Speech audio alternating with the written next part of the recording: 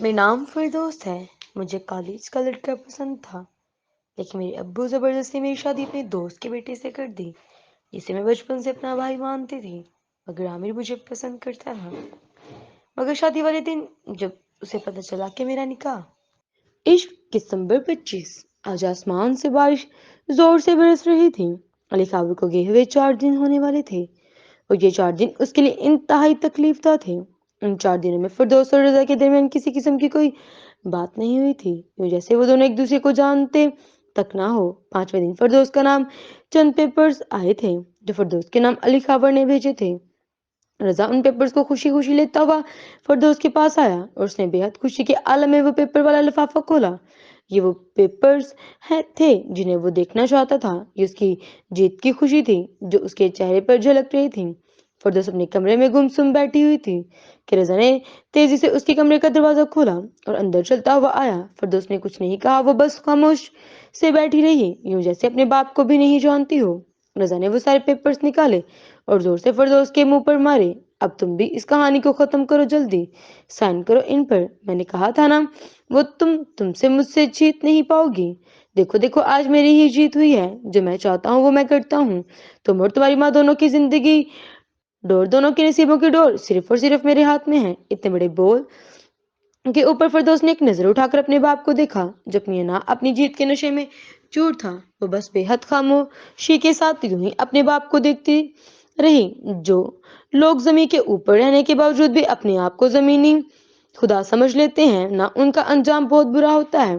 اب ان کے لیے میں صرف اور صرف ایک ہی دعا کروں گی، اللہ آپ کو ہدایت دے۔ اور ہاں، میری زندگی کے میرے نصیب کی ڈور صرف اور صرف میرے رب کے ہاتھ میں ہے، اور میرے رب نے جو چیزیں جس طریقے سے جس وقت میرے نصیب میں لکھی ہوں گی وہ مجھے اس وقت مل جائیں گی۔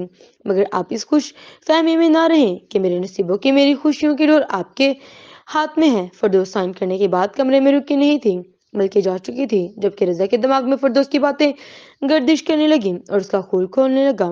رضا فوراً فردوس کے پیچھے گیا اور اس نے فردوس کو بال سے پکڑ کر روکا۔ وہ بغیر چلائے خاموش رہی۔ رضا ایک زوردار تھپڑ اس کے منہ پر مارا۔ تمہارا اور تمہاری ماں کا خدا صرف اور صرف میں ہوں، صرف اور صرف میں، سمجھی تم؟ رضا کا تھپڑ اتنی زور سے تھا کہ فردوس کا ہونٹ پھٹ گیا اور اس میں سے خون رسنے لگا۔ وہ روئی نہیں تھی، ان 5 دنوں میں وہ اتنا زیادہ رو چکی تھی کہ اب اسے کسی اور تکلیف سے کوئی فرق نہیں پڑ رہا تھا۔ ہاں، یہ اس کا اپنا باپ تھا، اور وہ یہ اس کی اپنی واد اکلوتی بیٹی، جس کی ساری خوشیوں کو برباد کرنے میں، اپنے ہاتھوں سے تباہ کرنے میں صرف اور صرف اس کا باپ شامل تھا، صرف اور صرف اس کا باپ۔ فردوس نے آہستہ سے اپنے ہونٹوں سے خون صاف کیا، اور تکلیف بہت زیادہ تھی مگر دل کے ٹوٹ جانے سے بہت کم۔ آپ میری اور میری امی کے خدا نہیں ہیں، میرا اور میری امی کا خدا وہ ہے جو انشاءاللہ تعالیٰ بہت جلد انصاف کرے گا، اور بے شک اس سے بڑا مہربان اور انصاف کرنے والا کوئی نہیں ہے۔ جب وہ انصاف کرے گا تو اس کا انصاف آپ بھی دیکھیں گے کہ وہ زمین پر اکڑ کر چلنے والوں کا، زمینی خدا بننے والوں کا کیا انجام کرتا ہے۔ گھر میں ہر طرف آج گلابوں کی خوشبو بکھری ہوئی تھی، ایسے میں آنے والے اور رشتہ داروں کے چہرے پر آج بڑی کھلی کھلی سی مسکراہٹ تھی، لیکن فردوس کو یوں محسوس ہو رہا تھا جیسے آج اس کی ڈولی نہیں بلکہ اس گھر سے اس کا جنازہ اٹھ رہا ہو۔ وہ دلہن کے کپڑوں میں بیٹھی تیار تھی اور اس کے چہرے پر اداسی ہی اداسی تھی، اور اس کی آنکھوں میں ویرانی ہی ویرانی، یوں جیسے وہ کسی گھنے سے جنگل میں کھڑی ہوں، اور اس گھنے سے خوفناک جنگل سے نکلنے کا کوئی راستہ نہ ہو۔ ہوتا بھی تو کیسے؟ راستہ رضا نے بند کر دیے تھے۔ 9 مہینے ہو چکے تھے اس بات کو۔ اب جانے علی خابر کہاں تھا، کس حال میں تھا، اسے علی کی بالکل خبر نہ تھی۔ زندہ بھی تھا یا نہیں، اسے یہ بھی معلوم نہیں تھا۔ وہ کہاں تھا، کس حال میں تھا، نہ فردوس کو پتہ تھا اور نہ ہی اس کے بے حد قریبی دوستوں کو۔ وہ اچانک ہی غائب ہو گیا تھا، جیسے کہیں کھو سا گیا ہو، اور فردوس چاہ کر بھی اس کی تلاش نہیں کر سکتی تھی۔ اور کس حق سے وہ ڈھونڈتی؟ علی کو کوئی حق تھا اس کے پاس؟ اب زندگی نے اتنا خوفناک کھیل کھیلا تھا دونوں کے ساتھ کہ دونوں ہی اندر سے بالکل ٹوٹ گئے تھے، مٹ کر رہ گئے تھے۔ دونوں کی خوشیاں اس کے باپ نے مٹی میں ملا دی تھی، صرف اور صرف اپنی انا کی وجہ سے اور اپنی ضد کی وجہ سے۔ گھر بہت خوبصورت طریقے سے سجا ہوا تھا، لوگوں کی چہل پہل پورے گھر میں تھی۔ ایسے میں فردوس آج دلہن کے روپ میں دکھائی دے رہی تھی، مگر ایک بہت زیادہ اداس دلہن، جسے آج ڈولی نہیں بلکہ جنازہ اٹھ رہا ہو۔ ایک طرح سے دیکھا جائے تو وہ جنازہ ہی تو تھا، اس کی تمام خوشیوں کا، اس کی تمام خوابوں کا، उसकी तमाम उम्मीदों का, उसकी मोहब्बत का। राबिया का भी दूसरी तरफ बिल्कुल फिरदौस की तरह था। वो भी एकदम नाखुश थी। उसने भी फिरदौस की तरह खामोशी इख्तियार कर ली थी। अब कुछ नहीं हो सकता था। जो होना था वो हो चुका था। जो तूफान उन दोनों की जिंदगियों में आना था वो आ चुका था। उनकी तमाम खुशियां अपने साथ ले गया था। अचानक शोर हुआ कि बारात आ गई है। घर में अचानक से लोगों का रश और ज्यादा बढ़ गया। ढोल की आवाज जोर जोर से आने लगी। इतनी जोर से कि फिरदौस के रोने की आवाज किसी ने ना सुनी। फिरदौस की आंखों में आंसू तेजी से भरने लगे, लेकिन वो किसी से कुछ ना कह रही थी, जबकि सिर्फ राबिया उसका ये हाल जानती थी। वो अपनी बेटी को सुर्ख रंग के लिबास में दुनिया की हसीन तरीन दुल्हनों में एक दुल्हन बनी हुई देख रही थी, मगर उसकी आंखों में खुशी नहीं थी, सिर्फ मोटे मोटे आंसू थे। वो लड़की अब किसी से क्या कहती, क्या सुनती, उसे समझ नहीं आ रहा था। फिरदौस के दिल का हाल आज क्या था राबिया जानती थी, मगर फिर भी अब क्या कर सकती थी। अपने वजूद के अंदर बहुत सारी हिम्मत जमा करके राबिया आगे बढ़ी और उसने नरमी से फिरदौस को अपने गले से लगाया। न जाने कितनी देर तक वो दोनों एक दूसरे के गले से लगे रहे, जबकि फिरदौस खामोशी से आंसू बहा रही थी। अब वो किसी से कुछ नहीं कहना चाहती थी, किसी से किसी किस्म की कोई उम्मीद नहीं रखना चाहती थी। आज वो अपने बाप की जिद के मुताबिक आमिर यूसुफ की जिंदगी में शामिल हो चुकी थी। उसके चेहरे पर उदासी ही उदासी थी, वीरानी ही वीरानी थी। वो आमिर यूसुफ के नए कमरे में दुल्हन बनी बैठी रही। कुछ वक्त के बाद आमिर यूसुफ उसे दूसरे शहर ले जाने वाला था, जो उसका पसंदीदा था, मगर उस चीज से फिरदौस बिल्कुल ही नावाकिफ थी। अब ना आकर फिरदौस के बराबर में बैठी थी। यूसुफ साहब की बेगम भी यहाँ पर मौजूद थी। वो दोनों फिरदौस से शरारत करते हुए उससे हंसी मजाक कर रहे थे, जबकि वो अपने चेहरे पर मस्नूई मुस्कुराहट लिए अपने बहुत बड़े दुख को अपने दिल की और अपनी आंखों के पीछे छुपाए उनकी बातों का थोड़ा बहुत जवाब दे रही थी। अमीर यूसुफ कुछ वक्त के बाद आकर अपने कमरे में बैठा और उसने फिरदौस को मुंह दिखाई एक बहुत कीमती और खूबसूरत सोने का सेट दिया था। उसमें कोई शक नहीं था कि वो सेट बहुत हसीन था, लेकिन अली खावर के दिए हुए तोहफे आज भी फिरदौस के लिए हद से ज्यादा कीमती थे। शायद अली खावर की मोहब्बत से दिए हुए तोहफों के आगे इस दुनिया की कीमती से कीमती चीज भी अच्छी नहीं लगती। उसके हाथ में आज भी अली खावर की दी हुई वो दोनों अंगूठियां थी और वो तमाम चीजें जो अली और उसने दी थी बड़ी संभाल कर रखी थी। कोई चीज भी उसने खराब होने नहीं दी थी। उसके दिए हुए कपड़े, उसकी दी हुई तमाम चीजें वो इतनी मोहब्बत और इतनी खुशी से पहनती थी कि जब भी उसकी दी हुई कोई चीज इस्तेमाल करती उसे यूं महसूस होता जैसे उन चीजों में से अली खाबर की खुशबू महसूस होती हो। उन्हें पहनकर यूं लगता है जैसे अली उसके बहुत बहुत पास हो, उसे देख रहा हो बहुत करीब से। आमिर आहिस्ता से आकर उसके बराबर में बैठा। उसने नरमी से फिरदौस के हाथ पर अपना हाथ रखना चाहा, तो फिरदौस ने तेजी से अपना हाथ पीछे किया। आमिर आहिस्ते से मुस्कुराया। अब बीवी हो तुम मेरी, हाथ लगा सकता हूँ मैं तुम्हें।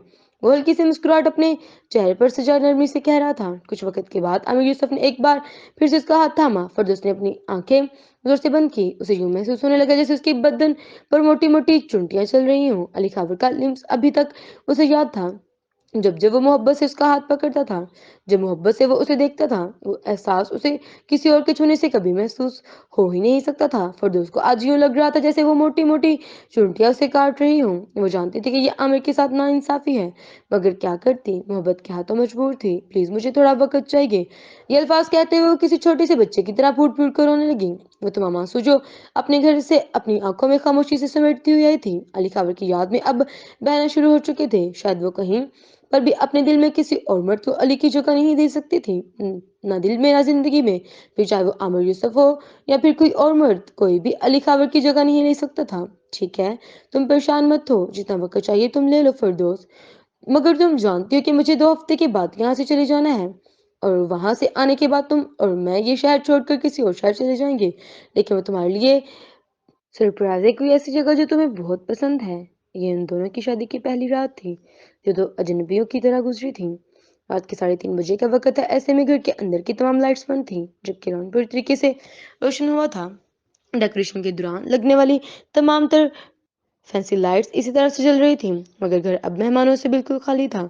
रजा ने अपनी मर्जी के अपनी जीत तो हासिल कर ली थी, लेकिन उसने अपनी बीवी और अपनी बेटी दोनों को खो दिया था। लेकिन उसे इस चीज का जरा बराबर भी अफसोस ना था, एहसास हुआ था, और ना ही इस चीज से फर्क पड़ता था। आज वो लड़की जिससे वो हद से ज्यादा नफरत करता था, उसकी अपनी औलाद, अपनी बेटी थी, और आज वो घर में नहीं थी। रजा को याद आया वो दिन जिस दिन फिरदौस उसके सामने हाथ जोड़े अपने और अली खाबर के रिश्ते को बचाने के लिए भीख मांग रही थी, मगर उस जालिम शख्स ने उसकी एक ना सुनी, और वही क्या जो उसको करना था। ایک لمحے کے لیے یہ سوچ اس کے دماغ میں آئی، لیکن اگلے ہی لمحے اس کے چہرے پر ایک طنزیہ اور فتح والی مسکراہٹ تھی، یوں جیسے بہت بڑی چیز حاصل کر کے آیا ہوں، یوں جیسے اس کی ناک اور گردن دونوں ہی اونچی ہو۔ رابعہ اپنی کمرے کی کھڑکی میں کھڑی اسے دیکھ رہی تھی۔ وہ جانتی تھی کہ آج رات اس کے آنے والی کی راتوں تک نہ ہی تو فردوس کو اور نہ ہی رابعہ کو نیند آنے والی ہے۔ رابعہ خاموشی سے رات کی تاریکی میں اپنے کمرے کی کھڑکی میں کھڑی رضا کو دیکھ رہی تھی، جو کہ لون کی کرسی پر ٹانگ رکھے بیٹھا ہوا تھا۔ اس کی آنکھوں کے درمیان ہاتھوں کے درمیان سگریٹ جل رہی تھی۔ رضا نے اپنی وہ جلتی ہوئی سگریٹ مکمل کی تو وہ کھڑا ہوا اور اس کا سر اچانک سے ہی گھوما۔ وہ تیزی سے گرنے لگا، مگر اگلے ہی لمحے اس نے اپنے آپ کو سنبھال لیا تھا۔ آج رات اسے نیند نہیں آ رہی تھی، جبکہ وہ سونے کی بہت کوشش کر رہا تھا، لیکن پھر نیند سے پریشان ہونے کے بعد وہ یہاں آ کر لاؤن میں بیٹھ گیا کہ کچھ وقت یہاں گزارنے کے بعد شاید اسے نیند آ جائے، مگر نیند اس کی آنکھوں سے آج دور تھی۔ رضا نے اپنے آپ کو سنبھالا اور پھر دوبارہ سے چلنا شروع ہوا۔ یوں ہی چلتے چلتے وہ کچھ قدم ہی آگے بڑھنا ہوگا کہ اسے یوں لگنے لگا کہ اس کے پیروں کے نیچے سے جوتے نکل رہے ہوں۔ وہ اپنے آپ کو ایک بار پھر سے سنبھالتا ہوا اپنے پیروں میں جوتے صحیح طریقے سے دوبارہ سے پہننے لگا اور وہ اندر آ رہا تھا۔ رضا چلتا ہوا گھر کے دروازے تک آیا اور وہ دونوں پار کرنے کے بعد تھوڑا سا ہی آگے چلا کہ وہ گھر کے بیچوں بیچ بری طرح سے گر پڑا۔ وہ ایک بار پھر سے کھڑا ہوا اور اس نے اپنے آپ کو ایک بار پھر سے سنبھالنے کی کوشش کی۔ اسے آہستہ آہستہ یوں محسوس ہو رہا تھا جیسے اس کے پاؤں میں جان نہ ہو۔ وہ بڑی مشکل سے اپنے آپ کو یوں سنبھالتا ہوا لاؤن سے کمرے تک لایا تھا۔ وہ پریشان ہو گیا تھا، نہ جانے یہ اچانک اس کے ساتھ کیا ہو رہا تھا۔ وہ ایک بار پھر سے کھڑا ہوا اور اس نے اپنے آپ کو سنبھالا، مگر اب کی بار اسے یوں لگنے لگا جیسے اس کے پیروں میں جان نہ ہو۔ وہ بڑی تیزی سے زمین پر گرا اور قریب رکھی ہوئی شیشے کی ٹیبل پر اس کا ہاتھ جیسے ہی پڑا، کانچ کے ٹیبل اس کے وزن سے نیچے گرے اور چکنا چور ہو گئی۔ کانچ کے بے شمار پیس رضا کے ہاتھوں میں بھی چپ گئے تھے۔ رابعہ تیزی سے بھاگتی ہوئی باہر کی طرف آئی تو رضا زمین پر پڑا تھا۔ رابعہ پریشانی سے چیخیں مارتی ہوئی اس کی طرف جیسے ہی بڑھتی تو رضا کو دیکھ کر اسے یوں لگا جیسے اس کے پیروں کے نیچے سے زمین نکل گئی ہو، جیسے اس کی روح فنا ہو گئی ہو۔ رضا کا منہ ٹیڑھا ہو چکا تھا، اس کی باڑی بے جان انسان کی طرح پڑی ہوئی تھی۔ رضا آپ ٹھیک تو ہے نا؟ رابعہ تیزی سے رضا کی جانب بڑھی۔ وہ رضا کو اس کے اس حال میں دیکھ کر پریشان ہو گئی تھی۔ وہ بالکل بے ہوشی والی حالت میں تھا اور نہ ہی تو بول پا رہا تھا اور نہ ہی اپنے جسم کو حرکت دے پا رہا تھا۔ رابعہ بہت پریشانی کے عالم میں اس کے قریب آئی اور اس نے اپنی پوری طاقت لگا کر رضا کا سر اپنی ٹانگوں پر رکھا اور پھر زور زور سے آواز دے دے کر گھر کے تمام ملازمین کو جمع کر کے اسے ہاسپٹل لے گئی۔ اس نے اسی وقت تیزی سے فردوس کو فون کیا اور فردوس اب اپنے کپڑے بدلتی ہوئی بیٹھی ہی تھی، جبکہ عامر سو چکا تھا اور وہ جاگ رہی تھی۔ 4 بجے کا وقت تھا جب رابعہ کی بے شمار کالز اس کے موبائل پر آنا شروع ہوئی تھی۔ فردوس نے موبائل پر جیسے ہی امی کی کال دیکھی تو تیزی سے موبائل اٹھا کر اپنے کانوں سے لگایا۔ رابعہ کی بے حد پریشانی سے بھری آواز اسے سنائی دی۔ وہ پریشانی سے روئی جا رہی تھی۔ کیا ہوا ہے امی؟ سب ٹھیک ہے نا؟ آپ ٹھیک ہیں؟ کیوں رو رہی ہوں؟ وہ بھی پریشان ہوگی۔ فردوس تمہارے بابا کی طبیعت ٹھیک نہیں ہے، انہیں اچانک فالج کا اٹیک پڑا ہے اور وہ بھی بہت خطرناک۔ تم بس جلدی سے یہاں آ جاؤ، جلدی سے۔ میں ابھی آ رہی ہوں امی، آپ بالکل بھی پریشان مت ہو، میں بس ابھی آتی ہوں۔ فردوس نے اسے تیزی سے برابر میں سوئے ہوئے عامر کو اٹھایا اور وہ تیزی سے اس کے ساتھ مل کر ہاسپٹل کے لیے آئی۔ ساتھ ہی ساتھ یوسف صاحب اور عامر کا بڑا بھائی احتشام بھی آگے تھے۔ فردوس تیزی سے ہاسپٹل پہنچی تو رابعہ روم کی باہر کھڑی رو رہی تھی۔ امی فردوس روتے ہوئے تیزی سے اپنی ماں کی طرف بڑھی۔ وہ دونوں ماں بیٹی ایک دوسرے کے گلے لگ کر رونے لگی، جبکہ عامر ڈاکٹر سے بات کر رہا تھا اور یوسف صاحب اور احتشام بھی اس کے ساتھ ہی کھڑے تھے۔ کیا ہوا؟ ڈاکٹر نے کیا بتایا ہے؟ ڈاکٹر سے بات کرنے کے بعد اب رابعہ نے بے حد پریشانی سے عامر کو دیکھتے ہوئے پوچھا۔ رضا انکل کا بلڈ پریشر بہت زیادہ بڑھ گیا تھا، اس کی وجہ سے ان کو اچانک فالج کا اٹیک پڑا ہے۔